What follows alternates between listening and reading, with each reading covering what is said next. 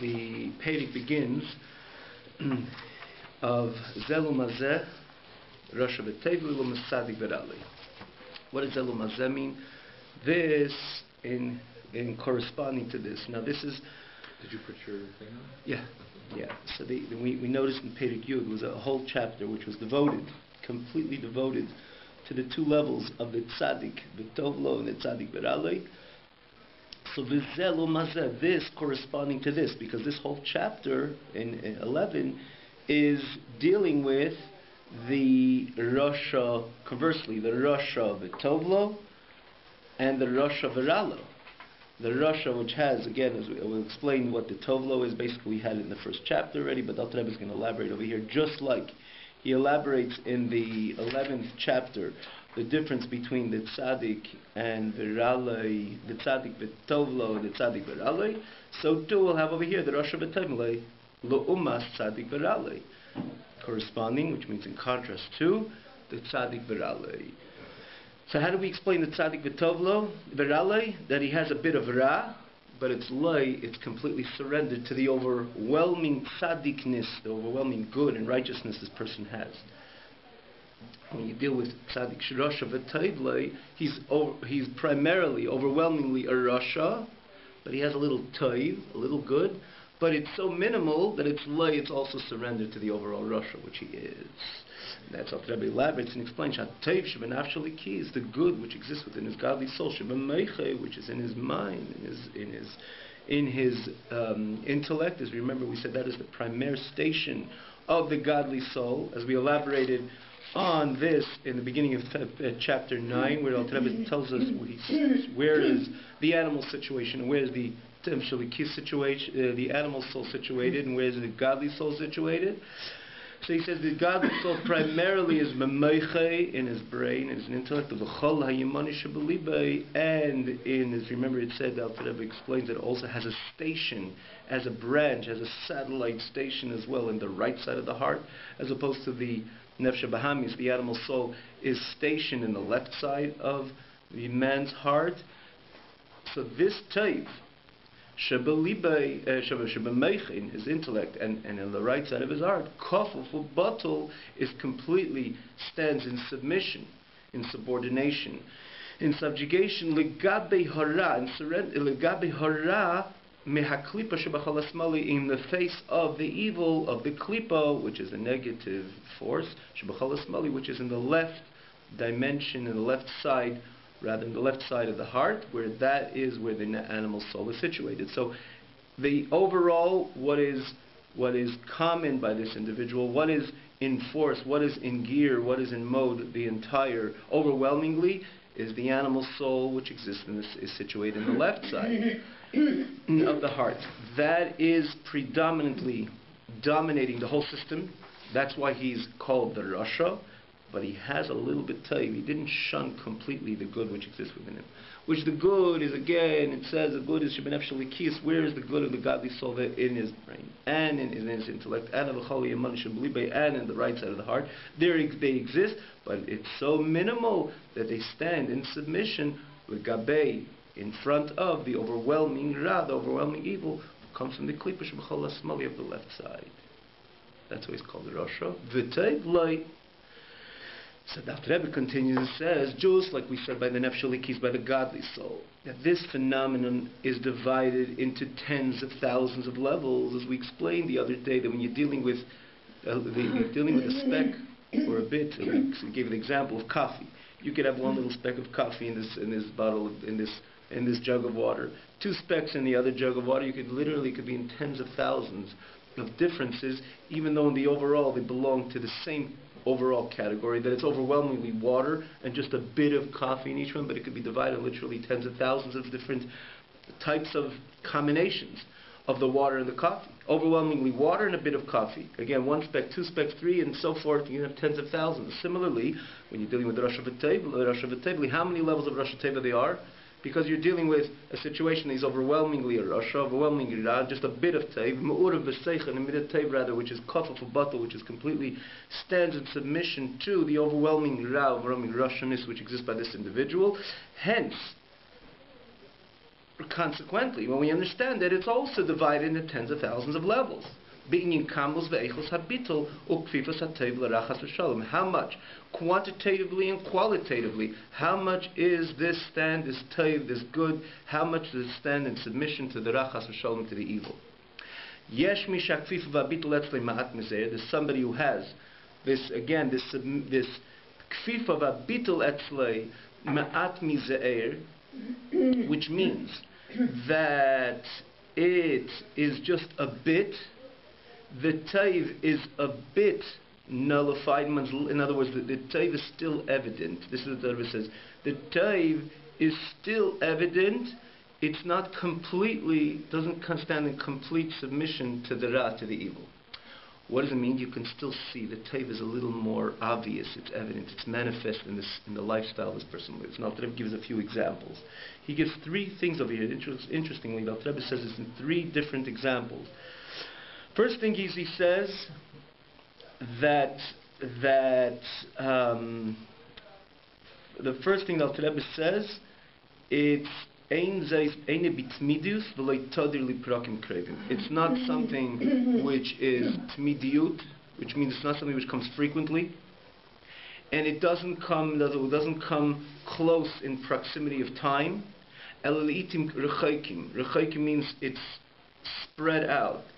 The time where the evil takes over the good and brings the good into a state of complete submission to the evil, it's not something which happens frequently and close in time proximity, but leitim rechaikim, which means it's spread out. For example, we say in close proximity, chas v'shalom, someone should take the scenario, someone should sin 5 times in an hour. Chas v'chalila, chas chalila v'chas. So what's happening at the time, and again when a person sins, what happens is what comes to fruition is his ra. What is in practice is his evil. So the taiv which exists within him is overwhelmed now by the evil, because he's sinning. Which means when a person sins, it's a kind of dominance of the evil over a little of his good. We say that tzaddik doesn't sin at all, like we said, therefore what is common, what is prevalent is the taiv. But we're dealing now with the rasha. Let's say chas v'shalom, he sins 5 times in an hour, as an example. Let's say 5 times a day. Let's not stretch it. Let's not pull it. 5 times in a day. Every time he sins, that little taiv which he has kind of dips under the ra.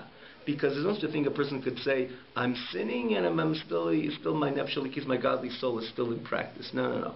When a person is sinning, his godly soul is not only not in practice, it's completely submerged in the experience of the Yetzer Hara. The Rebbe will tell us later that it's not only submerged within the experience of the Yetzer Hara pulls the nefesh elikis, pulls the godly soul into its experience, and therefore it dirties the godly soul. It makes the godly soul tainted and dirty, and because it makes the godly soul tainted and dirty, therefore the nefesh elikis, that's the point of tshuva, that's the point of other types of cleansing the neshama, because the neshama, like one man said, like the famous saying that the person says, it's perfectly peaceful in my system, that when I sin with my animal soul, my Yetzer Hara. When I do good, I do my Yetzer Tov. It doesn't work that way. The Yetzer Tov is always invested in the Yetzer Hara. In other words, the Yetzer Hara does an aved, it pulls the nefesh elikis in it. But here we're not dealing with this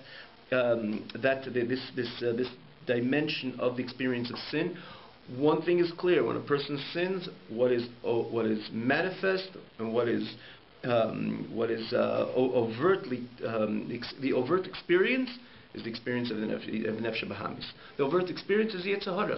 He's sinning. Hashem says no, and he does it anyways. What happened to his taiv? Because it's an experience of the nefesh bahamis, of the Yetzer Hara, so the taiv is completely submerged into that experience. It doesn't have the ability to lift its head over. It's dipped into the experience. Because had it lifted its head and stood in protest, or it presented itself, its taiv, its energy of good, its energy of godliness, that would mean the person not really sinning. The fact that he allows himself, engages in the experience of sin, means to say what is totally overwhelming over here, or what is in complete function and mode, is the nefesh bahamis. The nefesh elikis right now had to dip into that experience. It could not express itself, because again, if it would express itself, the person would not sin. So the experience of sin itself says that the nefesh elikis is not in function now, not in mode. So if he does Rachmana litzlan 5 times a day, those 5 times the taiv, the good, which is still exists by the Rosh of V'Tevli. Remember, he's still a Rosh of V'Tevli. He has some obvious good. So the 5 times that he sins, that good loses its personnel, or loses itself succumbs to the experience of the Yetzer Hara. So the Yetzer Hara is completely taking it over, and that's the loy dimension, like we said, Rosh of V'Teiv, loy. The taiv is loy. It's completely submerged in the experience of the Ra. The times between the times when he doesn't sin, the taiv, the nefesh elikis, the godliness, the godly revelation or the godly experience of the nefesh elikis, which is the nefesh elikis, the taiv which exists, as he says, that's the energy of the nefesh elikis, is standing on guard to some degree. That's why he's not sinning in the times when he doesn't sin. So we'll take in 6 hours, let's say, or in a day, we said in a day 5 times. So from every time, why doesn't he sin 10 times in that day? Because in those between the 5 times that he sinned, the taiv is still standing there and says, no, I am a godly soul and I do not want to taint and dirty myself, chas v'shalom, in the experience of sin. So the taiv is standing with his head up, his head out of the experience of the Ra, over the water. And it's saying, no, I'm not going to sin. But Rahman al-Islam, he's still a Rosh of V'Tevli. He's still a Rasha. So after you divide, let's say, 6 to have a good number, which means every 2 hours he sins. So the first 2 hours, his nefesh elikis stands with a certain strength and determination. No, I'm not going to sin. Unfortunately, 2 hours go by, he succumbs to this lust and temptation of sin. What happens when he succumbs to the lust and temptation of sin? What happens at that time in experience? The nefesh elikis comes to the surface. The nefesh elikis is loy, right? The rasha v'taiv loy, that taiv which exists. Loy means to say it's submerged, it's tucked under the experience of the nefesh elikis. Goes by another 2 hours. What happened in those 2 hours? Why didn't he sin in those 2 hours? Because the taiv was on the surface. The taiv was functioning. The nefesh elikis was functioning. I'm not going to sin. I'm not going to sin. I'm not going to. 2 hours he was unable to hold himself back and not sinning. What happened 2 hours later? Again, in this example which we're giving, he sins 6 times a day. What happens 2 hours later? He succumbs to another taiv. What happens? He succumbs to another taiv. The rasha takes over, and the taiv is again submerged. The taiv has dipped into the experience of the sin. So this is what the Rebbe says. It's something which I don't know how this would be classified as tadir or not tadir, frequent or not frequent, but everything is relative. A person's a rasha that he sins 10 times a day. So in comparison to someone who sins 6 times a day, that is called not as frequent. 6 in comparison to 10, right? 10 in comparison to 20 is called not as frequent. So that's why the Alter Rebbe says it's tens of thousands of different levels of a Rosh V'Tevli. He's not a Rosh V'Ralai, because Rosh V'Ralai will see in the end of that he's B'chlal, he's not cognizant of his Nefesh elikis at all, or his Nefesh elikis never is in function, stands with demonstration, expression or manifestation or determination to say, yes, I have a godly neshama. That's the Rosh V'Ralai. This person does. And between the time he sins, he says, no, I'm not going to sin. And he's able to control himself not to sin. So the taiv is still there. It's not completely shunned and it's not completely torn away. It's still there, and it stands in function, and it functions, right? The time between one sin and another, but after a few hours, again, it could be once a week. It depends. You're dealing with tens of thousands of different levels, and this is all Rebbe is saying. How much does it stand in submission to the overwhelming Ra? If he sins 5 times a day in comparison to someone who sins 5 times a month, his taiv is more loy, stands in submission to his Ra. Someone who sins 5 times in 1 hour, so his taiv is more in submission to the overwhelming Ra. Someone sins once a month. He's not. He is a sinner because at a certain time he had the ability to control himself in his thought, speech, and action, and he gave in to temptation, a certain temptation. So that taiv stood for a whole month with strength and determination, and it was in total expression. I'm a soul and I'm a nefesh elikis, and I'm going to make sure that my nefesh elikis is going to be the dominant force in my whole reality, my whole system, in my ir k'tana, my small city, like the Alter Rebbe calls the body. After within a full month, it came Chav Test, the 29th day of the month, as an example, he succumbed to a certain taiv, succumbed to a certain sin. So the taiv there is also loy. It also stands in submission to the rashanis which exists within this person. But this is once a month. And the same thing you could say once a month, once in 2 months, or once a year. He's not. He's definitely still a rasha, because someone who even sins once is classified as a rasha. So between sinning once and twice and 3 times a year, or 4 times a year, and then once a month, or once in a week, or once in an hour, this is again tens of thousands of different levels. How much the Taiv stands in surrender, in subjugation to the overwhelming Ra, the overwhelming Russianness which exists with him. So that's all the Rebbe says. It could be Yesh Mishakfif, a bit like Ma'at Mizer. First of all, it's a little bit. The little bit, which means it doesn't come to full swing expression. And the Rebbe says, just to give an example, even in Halacha, you find an Aveda, which is classified as a Rabbanon Dik Aveda, or a Deiraisa Dik Aveda, or something which is not, he's going to explain as well, something which is not so is not such a potent sin, even though we know that we never weigh Avedas to say this is more Aveda, less Aveda, but there is classifications of sins. Firstly, he says, Ma'at Mize'er, which means firstly this person could be just a little bit. The Taiv is just a little bit stands in surrender, not fully surrendered. That's ready. When you say a little bit in this context, means he's a better person. The Taiv is still on the surface. It's only when it surrenders to the Ra, it's just a little surrender, not a full swing surrender. That's number one. It's not something which comes frequently. It's again, the proximity between one sin and another sin is not as close. Periodic or infrequent timing. Mizgaber haral atayv, the evil will strengthen itself on the good. The kevish is a yirktana, and it captures the small city. What means a small city? It takes over. It then conquers the small city, which is again the body. Achlei kulei, but not the entire body. Elamiksasi levat, just a bit of the experience of the body. She is subtle mashmausei, that the ra, the evil, takes over in a way that it should listen to its direction, to its directives, follow its direction of the nefesh b'nasa leimer kavo levushin, and the body becomes a chariot and a garment lehislabish boy echad mil shleish levusheha, that from the nefesh bahamis, the animal soul, the animalistic message, or the evil message of the Yetzer Hara, comes in to that particular garment or that particular part of the body, which that comes right then, that becomes a chariot to it, because it serves the purpose of the Yetzer Hara. You think about the notion of chariot or garment. A chariot is there to serve the purpose of the rider. The rider hops onto the chariot, and it gives a swing, and the chariot goes. So the chariot is serving the purpose of the rider. When the same thing, a garment will always go together with the person who's invested in the garment. If I'm wearing a jacket, I'm going to walk, the jacket's going to walk with me. So the jacket becomes something to which surrounds and becomes fitted to myself, to my hand, or to my foot, or to my whole self. The same thing.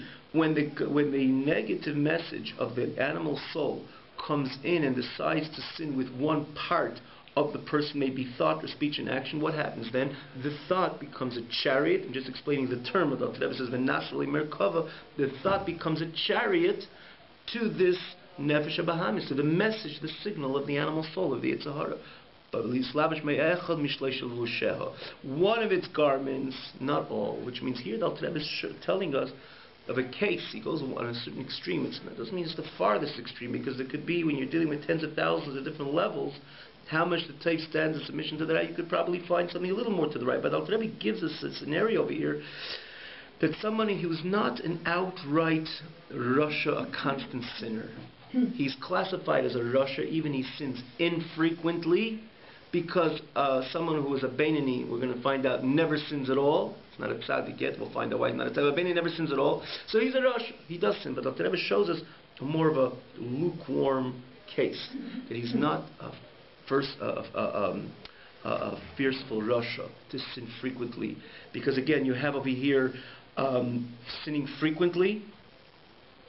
You have over here, when he sins something with a full, let's say, a deiraisa, which is not mat mizair. It would be somebody who sins with an open Torah law, transgression. And then somebody, Rahman al-Islam, when he sins, he makes sure that he sins with all his 3 garments, with his speech, with his action, and with his thoughts. simultaneously.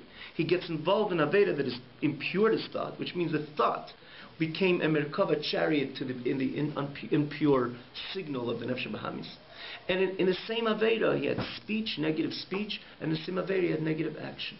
So what he did was, this Rasha, he sins frequently. When he sins, he makes sure it's a Deiraisa, and then he makes sure that he purifies all three of his garments.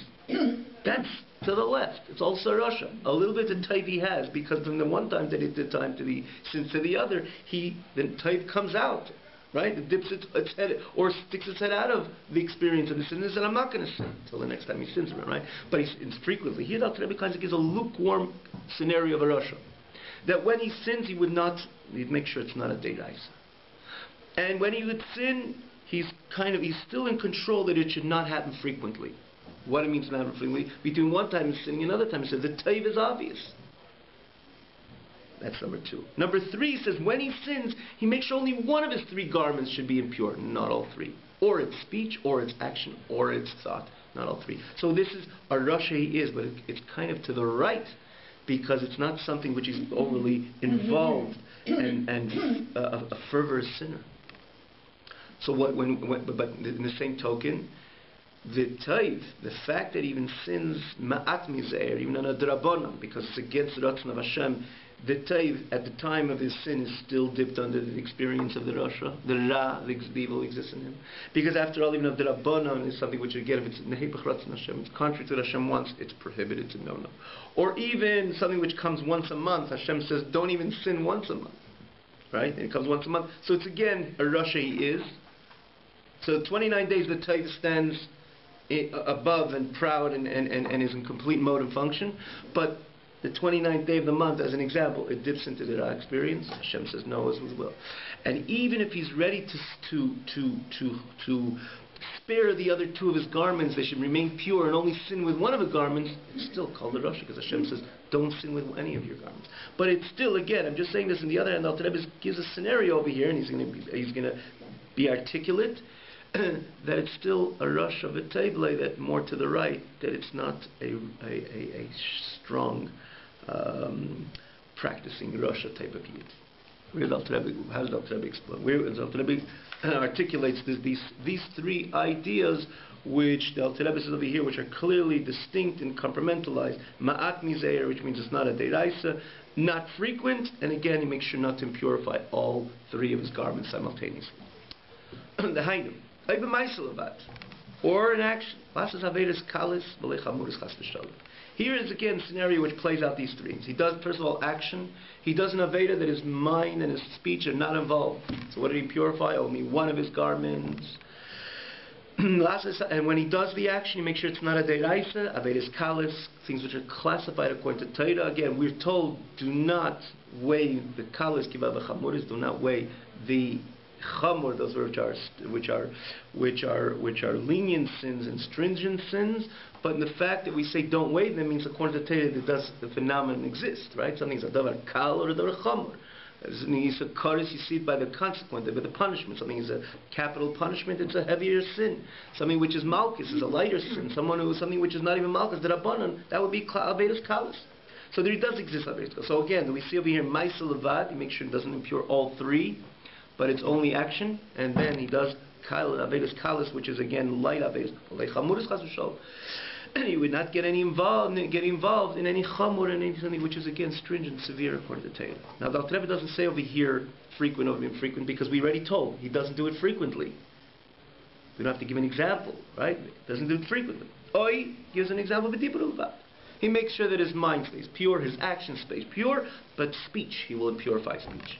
Ledaber Avak Lashon Hara, which is again not, this is Ma'at Mizeir, this is the Dibur which is also Kal, not real Lashon Hara, but the dust of Lashon Hara. Alter Rebbe Rambam writes in Halacha, based on the Gemara, that there's something which is clear Lashon Hara, which is a Deiraisa, and then there's certain cases, you can look in Rambam, you can look in Shulchan Aruch, starting from even in the common Kitzur Shulchan Aruch, there's certain examples which are given. What does it mean, dust of Lashon Hara? Which means you don't say clearly that this person did that and that. You just say something would indicate that this person did that and that. So this person. Could you give an example? Don't talk to me about that person. As an example. Oh, don't talk to me. Why don't you want to talk to me about something? Something will come up. You don't say that this person did that and that. Because when you say this person did that and that, you fit the criteria of Lashon Hara, no one heard about it, you reveal it to others people, you are clearly transgressing a Deiraisa. But if you just say, okay, don't talk to me about that person. So it arouses the curiosity of people, and they'll say they know what you know, but you didn't say it. That's called the dust of Lashon Hara. This person is careful. And because the Taiv is still prevalent by this person, the Taiv is still in function, and if she'll kiss no Chas V'Shalom, I wouldn't say Lashon Hara, but to throw a word here and there, the dust of Lashon Hara, I'm okay. So what's happening when the person is saying that? He's not impurifying his thought. It's not too much thought he's giving. He's not doing anything in action. He's purifying his speech. And even with his speech, he's making sure shouldn't be a Issa Deiraisa, it should be a Aveda Kal. That's the Me'at Mizeh. Or if the person says something and you roll your eyes, something like that's a similar idea. It's a similar idea. True, similar idea. Right, yeah. Right. You got to be careful also. Another thing, V'litzad, is a certain laughter, a certain looseness, Kahai Gavana, which does not lead usually to anything good. A yid has to be structured. It doesn't mean periodical. Periodically, it even says even Rav used to give a shir. He used to make a certain loose joke in order to get the attention of the Talmidim, in order they should be able to concentrate on the subsequent Limidat Torah. But Litzanis means a kind of a clear looseness, which is a laughter, looseness which doesn't bring to anything and is not structured, again, which is a basis, as we all know, to a person falling even into sin, any sin. But he's not Chas V'Shalom sinning, he's just Abak Lashon Hara, but Litzanis is a certain sense of laughter. So when he transgresses the Litzanis, like I say, structure in Yiddishkeit is so important. He lets loose in a way, again, which is not leading to anything structured. That's called Litzanis. So what he's doing over here is, it's a davar kal in comparison to speaking Lashon Hara or Chas V'Shalom saying something which is in transgressing any other Aveda, which is a Deiraisa. And he's doing it again, it's not a Deiraisa, he's doing only with one of his garments, which is speech. It's a Kahai Gavna, or anything similar in speech which is not a Deiraisa. Oi. Rebbe continues, or b'machshava levad, which is in thought. So Alter Rebbe showed us that it's not all three, action or speech, or he says or in thought. Or in thought, he says, what's the example in thought? Which means he makes sure his actions are pure, his speech is pure, but he allows his thoughts to think things which Torah prohibits. As we know, that thought plays a very important role in our Yiddishkeit. And to the extent there's an expression of the Gemara, Hiruri Aveda Koshim Aveda. Thoughts of sin are worse than the sin itself from a certain perspective and point of view. I'm not going to go into the older, but obviously in halacha, the actual sin is the transgression, but ultimately the thoughts of sin, because it's closer to the nefesh, it's closer to the soul, as thought is a much closer garment to the soul. So it has from a certain perspective and point of view, it taints, it dirties the neshama, in a sense, even more than the action of the Aveda. But we're not going to go into the difference now. The Rebbe mentions it over here. That's what we're explaining this expression of the Gemara, but not to leave the context. What the Rebbe is trying to explain, oy b'machshava levad, means this is a person which makes sure that his speech is clean and his action is clean, but in mind he allows in an appropriate thought. Because again, we know thought plays a very important role in our Yiddishkeit. Hashem says clearly in the Torah that man is not to entertain, we are prohibited to entertain our thoughts in things which clearly Torah says this which we're prohibited to think about, again, which brings entertainment to our thought. Hashem says, this individual, he allows, again, in his thought, he allows certain thoughts, inappropriate thoughts to come into his mind. Even though he doesn't think that he's going to Chas V'Shalom do this Aveda, he's just thinking about it. Again, in other words, what Alter Rebbe is negating, he's not going to do, which means he's going to make sure that his actions are going to maintain and be clean. And it could be for the whole year. It could be even all his life. He's going to make sure his actions are clean, his speech are clear, but he allows his thought to invest in a thought which Hashem says not to think, not to deliberately think about. So again, he's impurifying one of his garments. This is still the example, based on the example that Rebbe began. Where do we see it? What is, for example, being the relationship of male and female, anywhere in Ba'il means in the world, not even particularly thinking about a particular case or scenario, etc. The whole concept. This is what Teda says. Teda says that Teda warns, that a person has to be careful. And the Gemara explains this pasuk, that a person has to be careful from everything which is evil. The Gemara says, a person has to make sure to make that an entire day, in other words, when he has complete control in his mind, that he has to make sure that he keeps his mind pure, that he should not, chas v'shalom, deliberately think these things what Teda says to not think. So in this person, again, that's why he's a rasha, that despite it comes infrequent, right? 29 days, 29 days of the month. He has his thought, his speech, and action, everything is pure. But the last day of the month, and again, we're not talking about the calendar, once a month, he gives into interpretation, his mind and the heart send a signal, think about that, and Teda says do not, and he deliberately accepts that thought. So he's a rasha, he is, even though it comes infrequent, and even though it only purifies one of his levushim, one of his garments. So this is in the negative. This is the type of the rasha. Then the negative, he makes sure in these three areas. Again, mat miseir, not a deraisa, only, and again, infrequently. And the third thing is only one of his garments. That's in the leisasa. The Alter Rebbe says, flips over to the mitzvah say so clearly. The Alter Rebbe builds up over here. How the sense of organization in Tanya is amazing. Alter Rebbe comes right now to the sequence, how the one thing comes, how everything is so organized.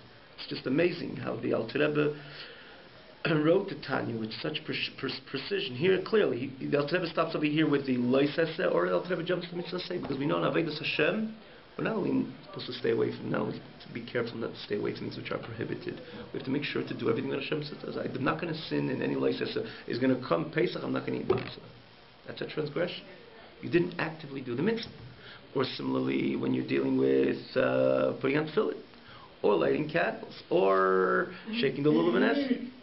Or, in here, if you notice over here, the Alter Rebbe is saying a certain mitzvah, which, as we mentioned, if you remember at the very beginning of the first chapter, we pointed out that in the end of the day, the hardest mitzvah to fulfill is the mitzvah of limudat Torah, of lasik b'Torah, because it's the only mitzvah that you can never say you did it. It's like the famous halacha, which says why, when it comes to benching, there's the bracha before benching and the bracha after benching. Comes to limudat Torah, we make a bracha before. Why don't we make an after bracha for after limudat Torah? Because the answer is we make a bracha before. And after that, we don't make a bracha. Why don't we make a bracha after? Because there is no after learning. There's no such thing. I learned, and that I'm done. A person's working, so you have other things to do. Therefore, you're exempt from learning Torah. But if you have the ability to learn, we're obligated to learn Torah. So again, interestingly, the Alter Rebbe, when he speaks about the active mitzvah, which this Rosh Hashanah is not adequately careful, he doesn't say putting on tefillin, because this is a type of person who puts on tefillin every day. He doesn't say about the lulav and esrog, because he shakes the lulav and esrog every yontiv and every day of the yontiv. So, and he makes sure to teach shmur matzah, makes the. But when it comes to this difficult mitzvah of limudat Torah, he will learn, but he doesn't utilize the opportunities which are given to him to occupy himself in Torah the way he's supposed to. And that's why he's a rasha still. Remember, he's a frum yid. That's why the Alter Rebbe, this example, this type of rasha the Alter Rebbe is describing over here, is that very much to the right, that lukewarm rasha. As we said before in the leisasa, not to repeat again these details, the Alter Rebbe says the idea that it's not, he doesn't throw himself completely into the mode of sin. Make sure it's a d'Rabbanan, infrequent, also only one of his garments. But in the positive side, he gives an example: Shas HaKeisha lasik b'Torah. It's an opportune time to learn Torah. Finally, bilavatala, and he deliberately allows his heart to go astray with things which are in vain, things which are trivial. Because now, obviously, we learn Pirkei Avos, Haneir Balayla, someone's up at night, which a night is a very conducive time to learn Torah.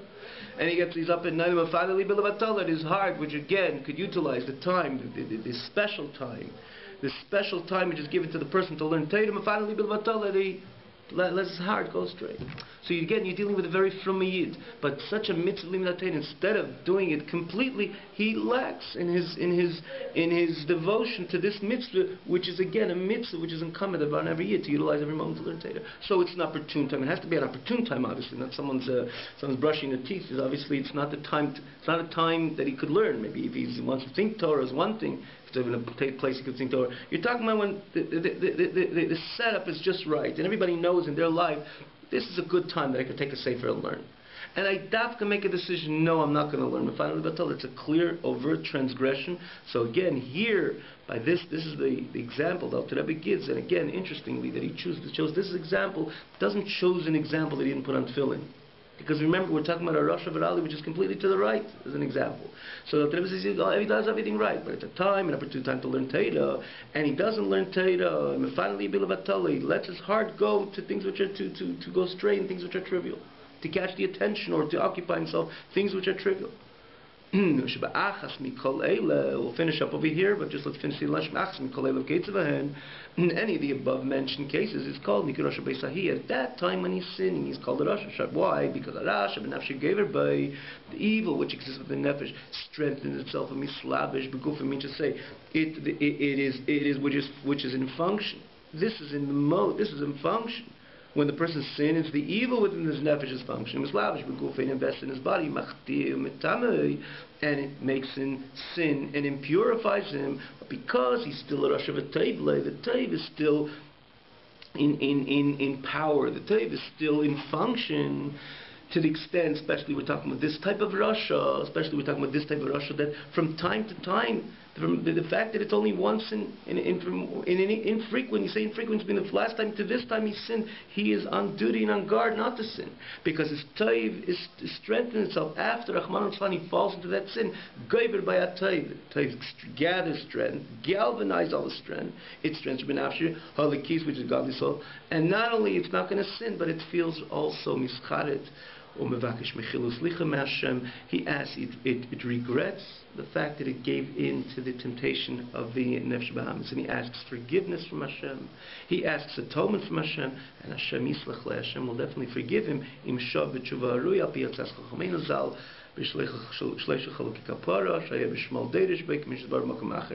Hashem will forgive him if he does the appropriate tshuva. Doesn't play it like a game. We look into the suggestions of our sages of blessed memory. So there was a famous Rabbi Shmuel, which he writes clearly different types of kapara, different types of experience of atonement, which is based on different levels of sin. And it's explained. It's in the Talmud. The Alter Rebbe brings it in the first page, in the first chapter of Ageres HaTshuva. He explains again that it's mitzvah, mitzvah, and so on. So if this person will do tshuva, Hashem will definitely forgive him. But again, here we're not talking about the mitzvah of tshuva. The Rebbe will say yes, he will regret, he will ask forgiveness from Hashem. Hashem will definitely forgive him if he does the right tshuva. But here we're classifying this person that the overall his taiv is still in function, is still manifest, and still potent. That the fact that he's able to hold himself back from one time to another, and again, even when he does sin, his taiv is still in function, that it wouldn't allow him to sin a deraisa. His taiv is still in function, and when it falls prey to his yitzhara, it'll be only one levush, one garment. And the same thing in the mitzvah say, he'll be a perfect yid in the mitzvah still in all these things, which all the other mitzvahs. When it comes to the mitzvah, which is more of a difficult mitzvah, he'll fall through, which means he won't keep it the way he's supposed to keep it in the mitzvah. So the taiv is there, but it would fall. But from the time, and it's also not always, he will sit and learn and make sure that every shir he comes on time. That one time he fell through, but the taiv, he can't say the taiv is not there. The taiv is very strongly there. It's potently there, and its function is very potent. The nefesh halikis by this person is very potent, and very obvious, and very much in function. Because after all, you're dealing with this rasha that he's not chas v'sholom for a sinner. Okay, have a good night. Thank you so much.